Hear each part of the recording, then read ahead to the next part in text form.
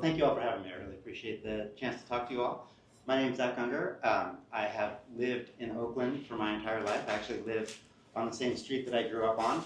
My kids are fond of telling me that that means my life has gone nowhere. I prefer to think that it means that I have a sense of place, and I've been really invested in the Oakland community for my whole life.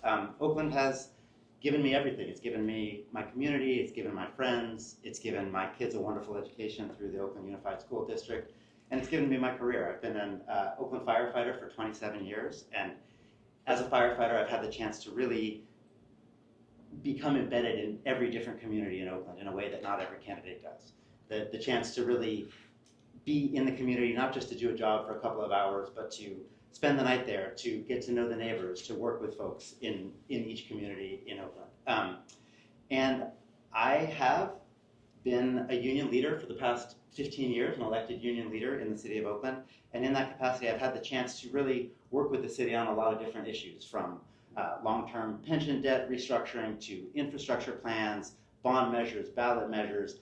And I've had the chance to figure out what works in Oakland and how we can work together in Oakland. I think that we have been plagued over the years in Oakland by some dysfunction and some infighting on the council, a lot of name calling, a lot of clique building, and I think that doesn't really get us anywhere. I am really liberated by the fact that this is my last job in public service rather than the beginning of a career in politics. I'm not going anywhere. Like I said, I live on the same street. I want, when people ask me why I want to run for office in Oakland, I want my kids to be able to live in the same kind of Oakland that I grew up in. And more than that, I want them to want to live in the same kind of Oakland that I grew up in. And that was a town that is safe and affordable and diverse and thriving and fun. And that, when I was a kid and, I would go off to college and tell people I was from Oakland, you'd say it with kind of a chip on your shoulder, but with a lot of pride, right? Because we were the scrappy underdog, but we were the underdog that used to win. And now it feels like that chip on our shoulder has kind of become a boulder that's crushing us under the weight of crime and blight and unaffordability and civic dysfunction. And so I'm here to give these years of my life as a public servant, the way I've given the last 3 decades of my life as a public servant, to try to move Oakland forward. And I'd love to get into some of the details of what my plans are and what my ideas are, but I'm sure you have specific questions about that, so I'll leave it there. Cool. Thank you so much. Well, I get the honor of asking the first question. Great to see you, Zac. Yeah. What are the key policies contributing to the ongoing budget deficits in Oakland? Yeah. What policy changes would you propose in your first year in office to enhance both community safety and address these challenges? So, ideally, it would be fun to get into politics at a time when we were expanding and when we had a lot of money and we could create all these new programs. Unfortunately, that's not the time we're in. And we're going to be in a time of figuring out what we can do as a city. And I worry that we have tried to become all things to all people. We're not the state, we're not the federal government, we're not even the county. We cannot provide every possible service to every possible person. So we need to come up with a hierarchy in Oakland of what are the most important things. And for me, it's public safety, infrastructure, which includes housing, and youth and senior services, right? And that's the tip of the pyramid. Everything else beyond there is great. There are a lot of wonderful programs here, and I'm not here to talk poorly about specific programs. But we can't do everything. And so we need to start with the tip of the pyramid, which is public safety. I very much believe that we need to fund public safety, and public safety has a broad definition for me. It's not just police, it's fire, it's Department of Violence Prevention. There are some non-violent, non-police responses that I think are very important, such as ceasefire, which I think has been very effective. So that's the most important thing we need to fund. I do think we have a lot of duplicative efforts in the city. We've got directors over directors over directors, and we have outside consultants, and we have contractors who have ended up spending a lot of money. I think that a lot of our programs have not proven their worth. I think every program that we give money to needs to really come with some metrics to show that they are providing value to the citizens of Oakland. We do put out a lot of money, and some programs do great. Some programs just kind of keep going year over year, even though they haven't necessarily proven their mettle. So I want to use metrics to prove which programs have value. I think that we have gotten into a trap of using one-time revenue over and over and over again through multiple administrations. We need to deal with our structural deficit, which is probably $80 to $100 million a year of money that we don't have coming in and that we already have budgeted for going out. So I think that we're going to have to really take a hard look at how we spend and how we take money in. I think we've done some good things in recent years in bringing money in. I think Measure T was excellent. It increased gross property tax or gross business tax receipts by about $20 million. I think the Measure Z reauthorization, which I believe is going to be called Measure NN, is an important revenue generating and public safety focused ballot measure that we need to get passed. Okay. Hey, so this is kind of a long question. So, as a labor leader, some believe your strong support for labor interests could come at the expense of Oakland and its residents. Mm-hmm. And for example, your endorsement of the mayor's budget this year includes liquidation of the Coliseum and to cover the budget shortfall. There's been some concerns that are brought up in the community. So critics argue that the underlying issue, some critics, in unsustainable labor costs, kind of gets at the question, salaries, raises, pensions, and so that's kind of the preview. How do you respond to these concerns? What steps will you take to balance your commitment to labor with the need to maintain Oakland's long-term financial stability? So first of all, I'm proud of having worked in organized labor for my entire career. I'm a fourth generation labor leader. I'm not ever going to apologize for the fact that I work with the men and women who have sworn to give their lives for everybody in the city, no matter who that person is or what that person's status is. So I don't apologize for being in organized labor. However, I understand the concern. But if you look at the people who've endorsed me, I've been endorsed by labor unions, and I've been endorsed by businesses who would never hire union work. I've been endorsed by tenants' rights activists, and I've been endorsed by landlords. So there's something sort of oddly liberating about the fact that I know that any contentious vote I take will piss off somebody who supported me, right? And that's not fun, but it's also liberating, right? Because I know that there is no way that I'm going to be able to please people who supported me and endorsed me. So that leaves me free to make the decisions that I think are best for Oakland. And I'm not a one-dimensional person, right? I am a labor leader in Oakland, but I've also lived in Oakland my whole life. I'm an OUSD parent.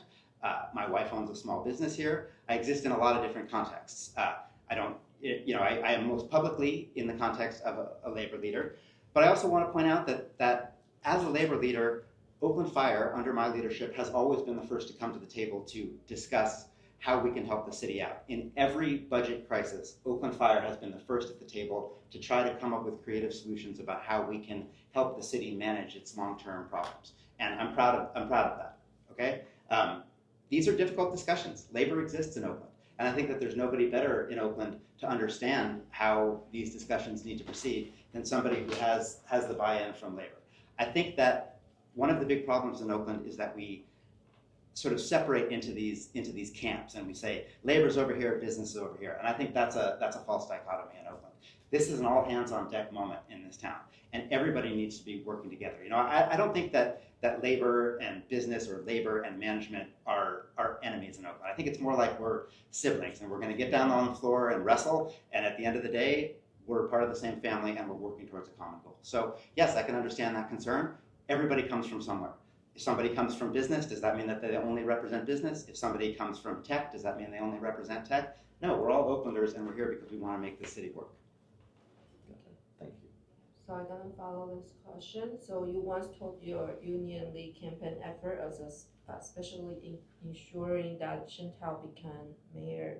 Given you strong issues network background, how can we trust that you will be able to govern all of Oakland? Please provide an example where you have pushed back on labor for benefit of Oaklanders. So I'm sorry, the first part of the question was about an endorsement of Chantal? Yes, so you once told your union-led campaign efforts as especially ensuring that Chantal became mayor. So given you strong issues network background, how can we trust that you will be able to govern for all of Oakland? And please provide example where you have pushed back on labor for benefit of Oaklanders. So our union did endorse Chantal. I don't believe in a politics by which half of the people in Oakland are somehow ineligible for participation in Oakland civic life because they've endorsed somebody that another group maybe dislikes. That's how politics works. I'm really proud of the fact that I have endorsed politicians who lost, and I have then gone on to work with a politician who won seamlessly. So I think that it's really important that we not sort of divide ourselves into camps and say, oh, he wasn't with my candidate, him and half of the voters in Oakland are no longer allowed to participate in Oakland civic life. That is not a recipe for success. As a labor leader, I have always worked towards furthering the goals of Oakland as a whole. We are one of the few bargaining units in the city that actually writes in the level of service we provide. So we gave up salary and benefits in order to provide more services to the citizens of Oakland through a staffing agreement which requires a minimum number of fire engines in the city. We could have traded away the number of fire engines in the city in order to get more salary and benefits for our members, but it was key and it was crucial to us to be able to provide that level of service. Also, we are the only bargaining unit in the city of Oakland. We are the only the only public employees in the citizens of Oakland who do not have fully paid health insurance. We have the riskiest, most physically demanding job. We're the only ones who have to pay in towards our health insurance. So there have been times over the years where we have made sacrifices in order to help the city of Oakland move forward. So I understand the criticism that I'm all one thing and that I'm all from labor, but I think there are people in this room who can attest to the fact that I've worked on other projects that have nothing to do with necessarily benefiting the firefighters, but benefiting the city as a whole. Okay, great. Our last question, and then we'll move to some follow-ups. So beyond the budget concerns, what do you consider to be the most pressing issue facing Oakland? What do you believe is the underlying cause of this issue? And what specific policy changes or amendments to existing policies would you propose to resolve it? I'm going to give two. Public safety and affordable housing. Do we have time for me to talk about both of those? We do. Public safety is obviously the key issue facing Oaklanders right now. Oaklanders are afraid of crime. Oaklanders are suffering from crime. Our businesses are suffering from crime. This is something that we can't just afford to sweep under the rug. However, I do feel that we've been given a false choice online that says that we can either have public safety or we can have civil rights. I reject that framing as of an either or. I believe we can have a police department that keeps us safe, but that also isn't violating the civil rights of vulnerable people in Oakland, that isn't doing racially motivated policing, that follows constitutional principles. I do believe that we need to have a larger police force than we have today. We simply don't have enough police officers to do the job. Some of this is through this very quick attrition where police officers get our wonderful training and then move on to other cities. Some of it is our inability to hire. Some of it is the fact that our workers' comp system in Oakland is broken and we have so many police officers off on long-term injury, not getting the proper care that they deserve to get them back to work. So we need to beef up our police department. But I also believe that it's not the only facet of public safety. Ceasefire works really well. I want to increase programs like that respond to public safety. Macro is still not where it needs to be, but I do believe that there is promise that macro could at some point help reduce the calls for service from the police in order to free the police up to respond to violent crimes. Right now it's not where it needs to be, but I think it does need to be there. I am in favor of high profile policing of certain crimes. I'm not interested in criminalizing poverty, the broken taillights, that kind of thing. But I work at a firehouse on International sometimes where there is open air child sex trafficking going on right in front of the firehouse at 10 a.m. on a Tuesday morning, right? And people come in, these guys come in from, I don't know, Danville or San Ramon, and they know that they can get away with this because Oakland is open for criminal business. And I feel like if we were to, roll up 50 of those guys over the course of a couple of weeks, wherever they talk to each other on the internet, they're going to start getting the idea that you can't just come to Oakland and do anything.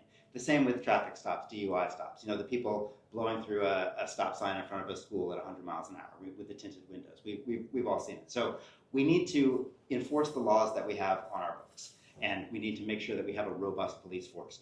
I think we're at 700 now, but that's sort of a false number because we have so many off injured, and we also have so many upstairs doing paperwork because they have to answer to multiple different masters with the police oversight commission, with the federal monitor, with internal affairs. There's so much answering to different paperwork gods that our police officers have to do that keeps them from being able to actually do their work. So that's public safety. And again, I always want to put in a plug for the fire department and public safety.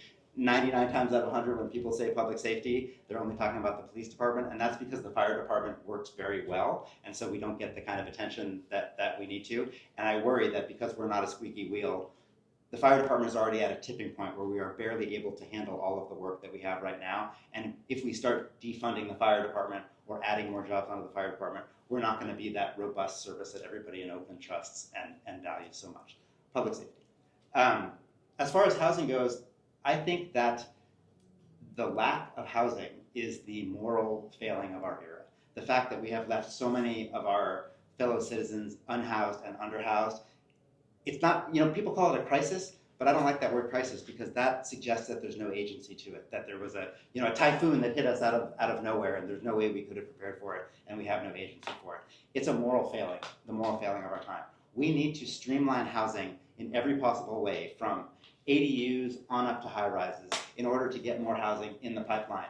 We also need to really work hard to keep people housed, because often people lose their housing for $1,000 and then it takes $50,000 or $100,000 to get them rehoused. So we need to keep people in their homes, and we need to streamline housing. I know when I talk to developers that they always tell me that Oakland is the most bottlenecked city that they work in, whether it's the planning department, even the fire department. We're just not getting people the sort of push that they need to get housing going. I think we need affordable housing, but that doesn't mean that we can't have market rate housing too. Market rate housing, we've already seen that the increased production of market rate housing has begun to drive down rents, right? And so I believe that the solution is a combination of everything. There's not a single solution to any of this. We need lots of ADUs. We need lots of affordable housing in partnership with the state and the county and the feds. And we need lots of market rate housing with some number of affordable housing units included in the market rate housing. I am not against anybody making a profit. I want developers to come here and make money, but I also want them to do their share in terms of community benefits and affordable housing.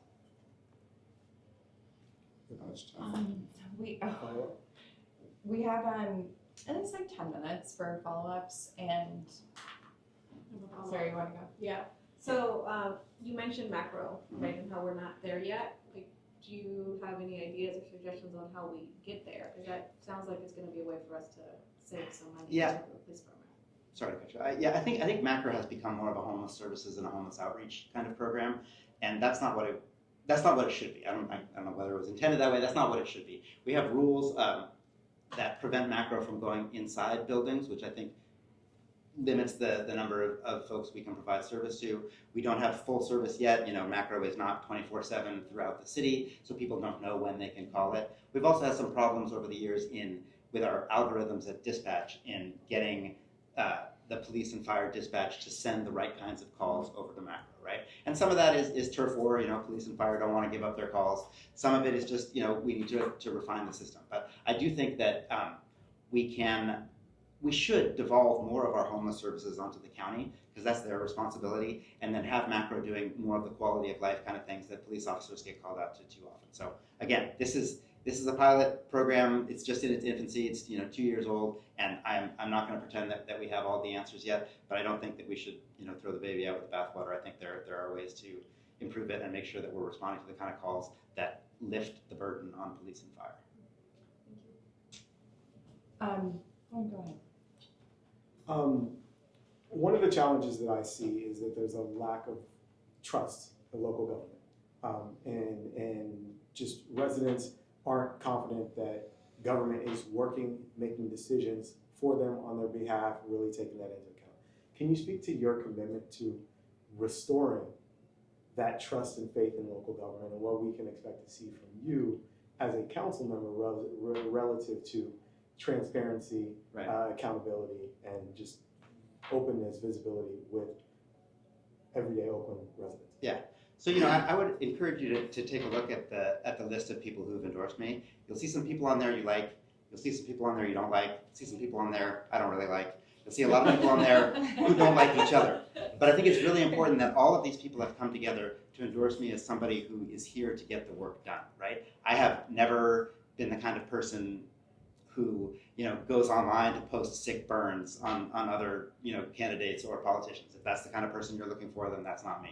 I have always been someone who tries to work quietly to get the work done, and that's why I've been effective on the Measure KK and Measure U bond measures, on Measure Y, Measure T, and Measure N, on Measure Y, Z, and NN, and also on Measure T. I've always been someone who works collaboratively to try and move the city forward, and I think that even the folks who don't necessarily agree with me will tell you that I'm not somebody who is here to do something underhanded or to try to undermine anybody else's work. Like I said earlier, I don't think we're in a situation right now where we can afford to have those petty enmities.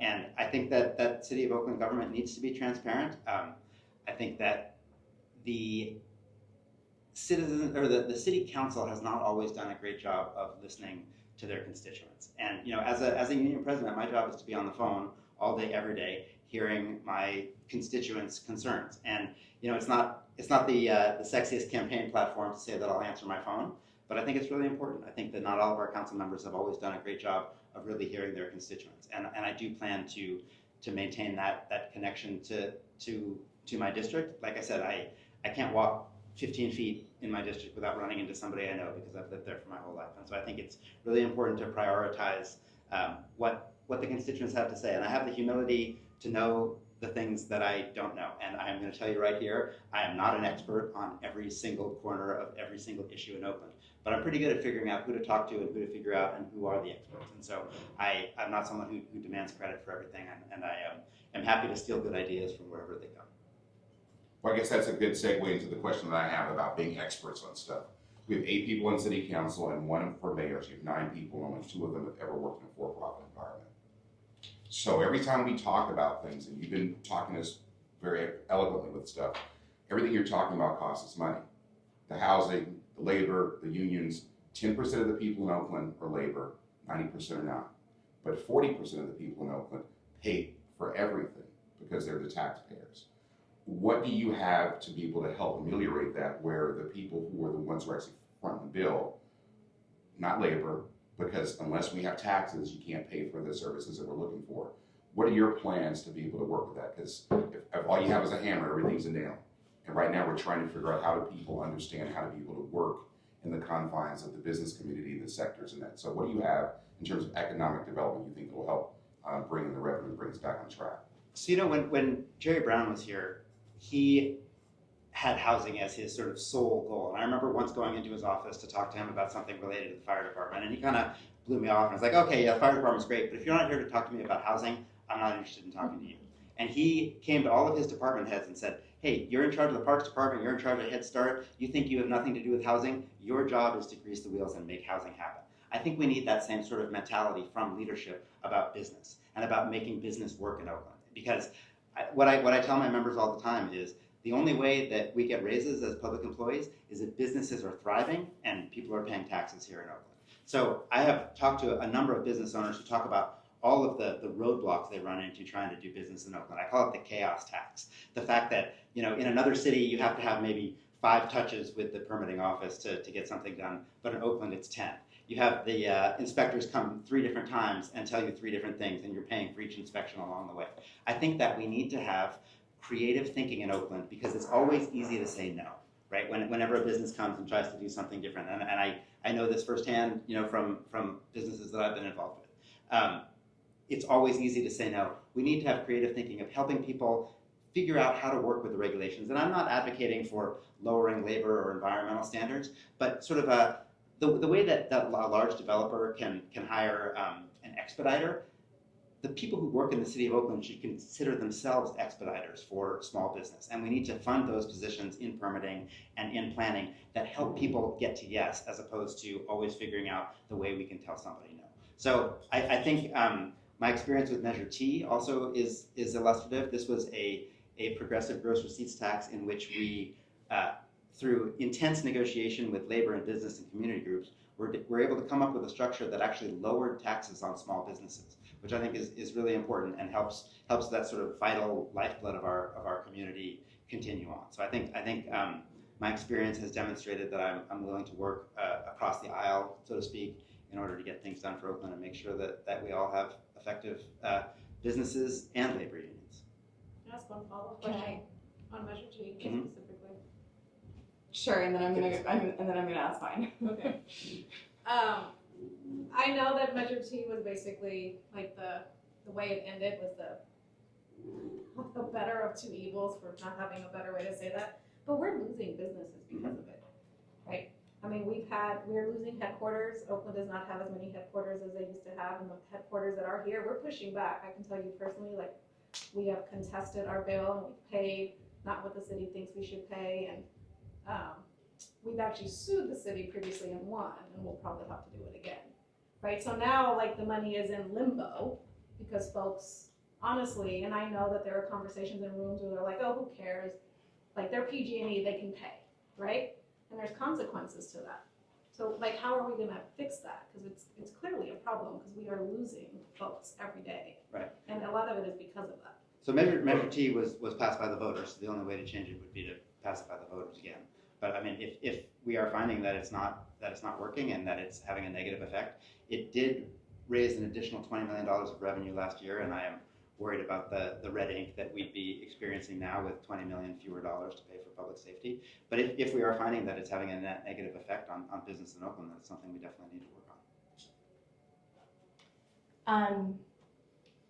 My follow-up question, I think, comes from sort of like the budget answer, and you sort of talked about, the city is sort of improperly using one-time revenues toward paying for costs. Some would say, the city really needs to go back to the negotiations, and I think this is with unions, and this is where this question comes from. You mentioned that your background, you're from 4 generations of folks who have been part of an organized labor union. I, was once part of a union. I love that the Democratic Party has been unionizing a lot of its campaign workers. I really believe in that. So the question is, do you believe that labor unions are interest groups? Everyone's an interest group. Yes, labor. When I used to interview people for candidates as part of the fire department, I would say we are a single issue special interest group. Me personally, I didn't always vote the same way that I endorsed in the fire department union. As a fire department union leader, the only thing we cared about was what will these people do for the fire department. So, as a citizen, I am a much broader person than as when I'm wearing my fire hat. So I believe everyone is a special interest. Everyone has their own interests, and that doesn't mean that just because you're interested in one thing, you can't be interested in something else. Firefighters are people too. We are subject to unsafe conditions because of crime in Oakland Street. We are, assaulted by the same blight that everyone in Oakland is affected by. And that doesn't mean that we don't care about it. It means that we do care about it, right? So are we a special interest? I believe that everyone is entitled to advocate for their interests and should. Thank you.